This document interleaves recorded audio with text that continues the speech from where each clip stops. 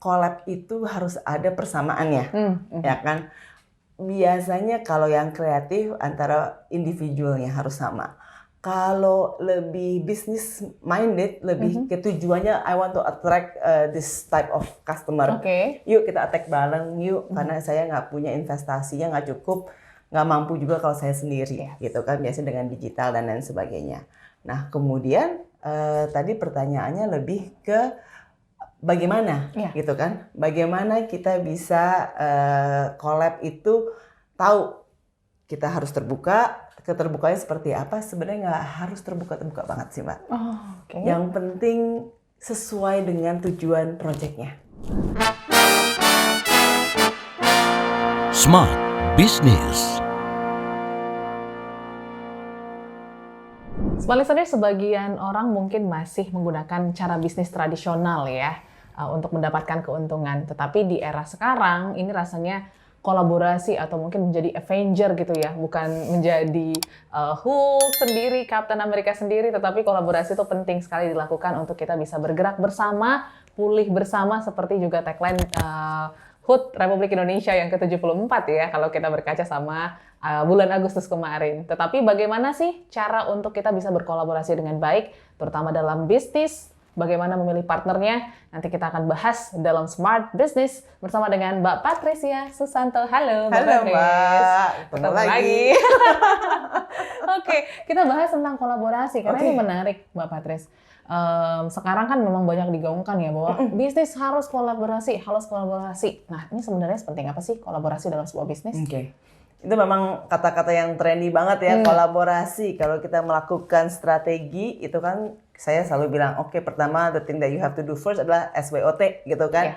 Begitu W-nya kita identifikasi, strateginya apa? Kolaborasi aja gitu kan. Kolaborasi aja, kita menutup semua kekurangan kita cari partner yang bisa ngangkat kita dan kita bisa ngangkat dia. Jadi cari yang sama-sama gitu kan ya, simbolisme mutualisme. Nah, itu yang biasanya kita namakan kolaborasi dan itu memang menjadi strategi yang ampuh saat ini. Kenapa? Karena kita juga melihat nggak mungkin kan kita semuanya kita lakukan sendiri, gitu kan? Persaingannya lebih ketat banget. Trennya berubah lebih cepat gitu kan. Kalau semuanya kita harus kontrol sendiri itu agak nggak mungkin. Nah di sini kita berkolaborasi. Tinggal tipe-tipe kolaborasinya yang berbeda-beda gitu kan. Sebenarnya zaman dulu pun sebelum ada kata kolaborasi sudah dilakukan juga gitu. Tapi mungkin kita dulu kenalnya dengan kongsian lah gitu kan. Kita buat JV bareng gitu. Sekarang trennya adalah kolaborasi. Seperti itu. Oke, pastinya dalam berkolaborasi ini kan cukup PR gitu ya Mbak Patricia, karena akan menyatukan dua sudut pandang, dua visi misi yang berbeda. Ini gimana nih untuk kita bisa melebur menjadi satu dan bisa punya satu visi yang mungkin baru atau mungkin yang lama atau seperti apa? Itu yang menarik sebenarnya, bukan kalau kolaborasi itu ada beberapa tipe gitu kan. Kita bilang strategic alliance itu kita cuman sekedar sesuai dengan keperluan kita gitu kan. Kalau kita bicara JV, kita joint venture, itu memang biasanya dengan orang luar negeri, orang asing gitu mau masuk ke Indonesia, kita joint venture membuat PT baru. Sehingga tadi itu visi, misinya semua harus kita padukan gitu. Kita samakan dulu, kita blend lagi teman-teman yang di bawah gitu kan. Itu biasanya paling sulit ya Mbak ya. Dari kubu sana, kubu sini digabung jadi satu kubu. Nah itu biasanya mereka adaptasinya agak sulit. Kan tetapi sekarang kalau kita bicara kolaborasi biasanya lebih ke strategic alliance. Strategic alliance itu lebih ke saya punya apa, Mbak punya apa, yuk kita kerjakan, kita collab satu project. Nanti project lain saya collab lagi dengan orang yang lain. Jadinya tidak terlalu rumit. Tidak sampai ke visi misinya mau kemana. Tapi lebih ke tujuannya lebih short term. Project-projectnya aja. Nah kalau projectnya berhasil, barulah kemungkinan ada lanjutannya. Karena masing-masing maunya stay di core bisnisnya masing-masing. Jadi paling banyak kan kita lihat ke collab itu apa sih? Makanan, baju, banyak. Apalagi Mbak, itu biasanya make up tuh paling banyak kan collabnya. Nah itu biasanya lifestyle. Yang satu bisa memproduksi, yang satu lagi punya marketingnya. Tapi kan kalau artis nggak mau hanya collab di satu tempat, maunya tempatnya banyak, ya kan? Ya begitu juga hal yang sama, karena kan masing-masing market punya area sendiri ya. Nah jadi kalau saya mau keluar kota, pasti saya akan pakai artis lokal, influencer lokal. Kalau begitu juga nanti mereka juga akan mencari, kalau saya make up, Mbak Fashion, pasti akan disatukan. Biarpun kita berbeda-beda. Nah itu yang sebenarnya tidak terlalu rumit jadinya. Yang penting project-projectnya seperti apa sih? Nah kerjasamanya bagaimana sih? Nah lebih jangka pendek sekarang ini. Ini jadi aku jadi ingat satu case make up kolaborasi sama salah satu permen. Ini kan cukup unik gitu ya. Jadi konsep make up-nya itu kalau nggak salah aku lupa eyeshadow palette atau seperti apa gitu. Dan warna-warnanya yang di-combine dengan permen tersebut gitu. Itu menarik banget sih itu. Nah itu berarti harus ada proses kreatif untuk menggabungkan kedua pihak ini ya Mbak? Pasti. Kita kan lihat juga itu sih menarik, saya belum pernah dengar, tapi itu menarik banget kalau memang warnanya lucu-lucu kan pasti kan candy color kan. Nah itu mereka akan ada proses kreatifnya. Yang menarik adalah keuntungan buat permen ini apa ya? Kan nggak bisa rasa permen gitu kan, nggak menambah daya jualnya kan. Tetapi itu menarik sih karena sekarang memang out of the box. Yang penting kan tadi kreatifnya pasti ada. Bagaimana mereka berhubungan, bagaimana mereka sampai ke satu titik. Oke kita buatnya palette yuk, jangan buat lipstick gitu kan, agak susah ya. Kemudian apa mungkin juga ada lipstick. Ada juga lipstick yang mungkin rasa permen ya. Baunya, aromanya ya.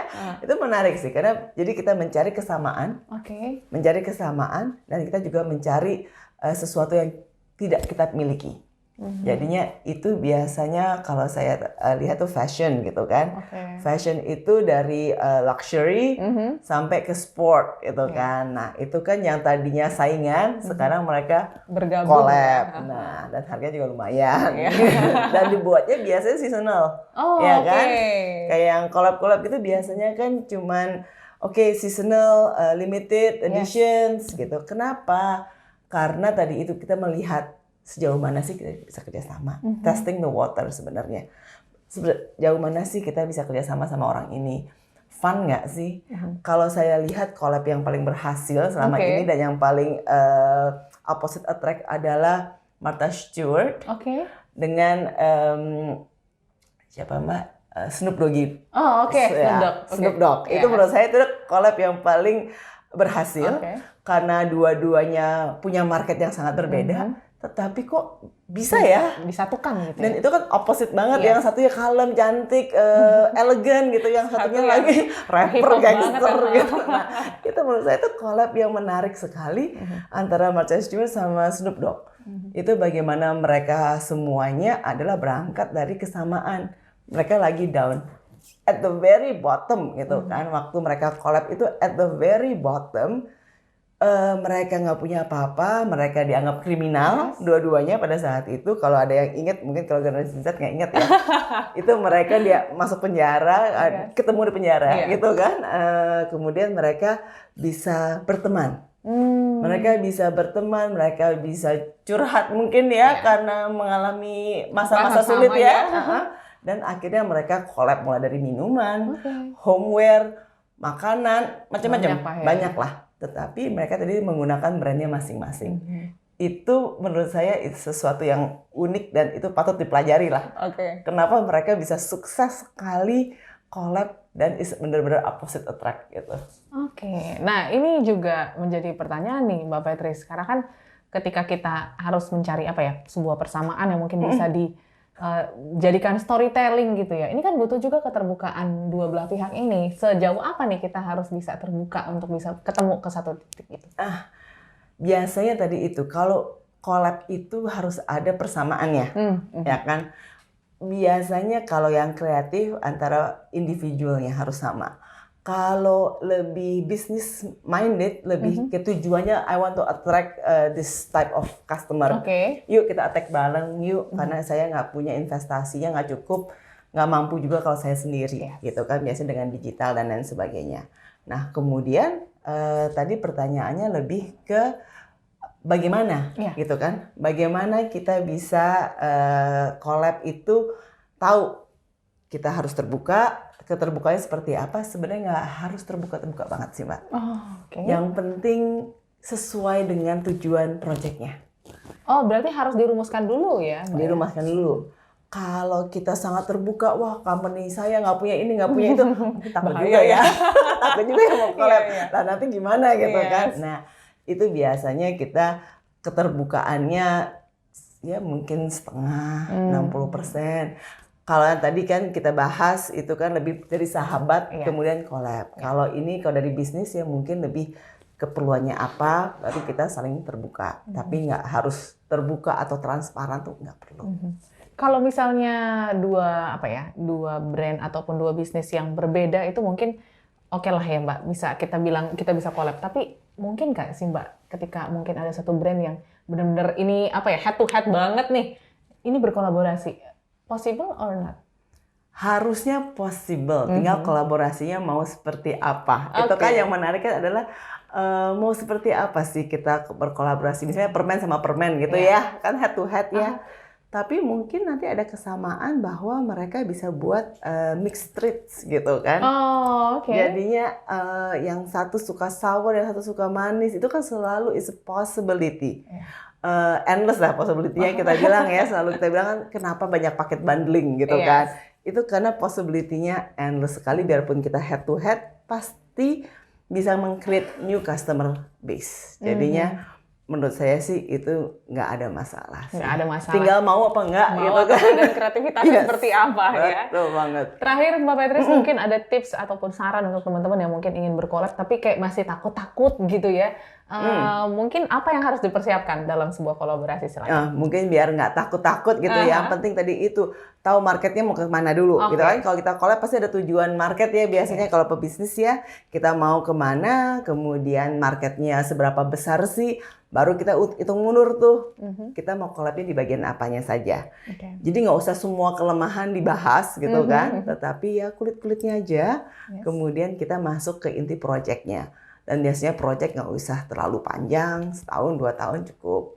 Untuk kita bisa melihat cocok nggak sih. Kalau cocok bisa collab berikutnya kan. Iya, bikin batch berikutnya gitu Betul. ya. Apalagi antusiasmenya mungkin cukup tinggi gitu. Jadi pasti akan menarik mata customer ya Mbak Patrice ya, dengan gebrakan-gebrakan yang Anda lakukan dalam berkolaborasi bersama partner bisnis Anda. Semoga ini menjadi tips dan insight yang menarik untuk Anda mengembangkan bisnis-bisnis Anda. Kita doakan bersama semoga sukses collab-nya ya Mbak Ya, Patrice semoga ya. semuanya sukses dan berhasil collabnya ya. Yes, nanti kalau info-info produknya yang unik-unik nanti biar kita bisa bahas. Iya, kita bisa bahas case-nya dalam Smart Business. Kita akan ketemu next episode Smart Listeners. Sehat-sehat selalu. Kita akan terus membahas pastinya untuk bisnis Anda lebih berkembang dalam podcast ini.